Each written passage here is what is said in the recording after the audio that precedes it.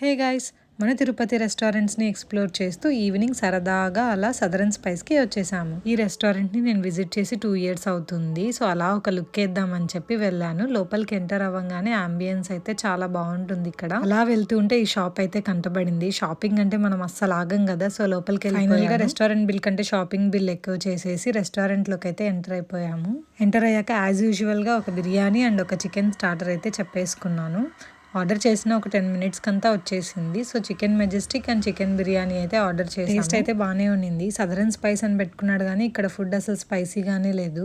నాకేమో స్పైసీగా ఉంటేనే ఫుడ్ ఇష్టము. ఎలాగోలా అడ్జస్ట్ చేసుకున్నా. ఫుడ్ టేస్ట్ అయితే బాగుంది కానీ ఇంకొంచెం స్పైసీగా ఉంటే ఇంకా బాగుండేది.